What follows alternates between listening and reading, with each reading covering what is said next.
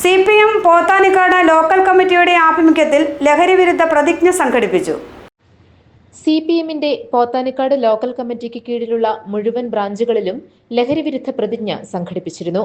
Local secretary AK Siju, KP James, Shijo Abraham, PM Sasikumar, KT Abraham തുടങ്ങിയവർ ക്യാമ്പയിന് നേതൃത്വം നൽകി.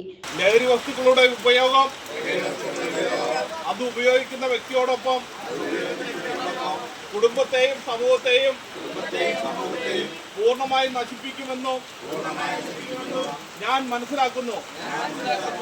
ഞാനും എൻ്റെ സമൂഹവും ഇത്തരം ലഹരിയിൽ വീഴാതിരിക്കാനുള്ള എല്ലാ ശ്രമങ്ങളും ഞാൻ നടത്തും.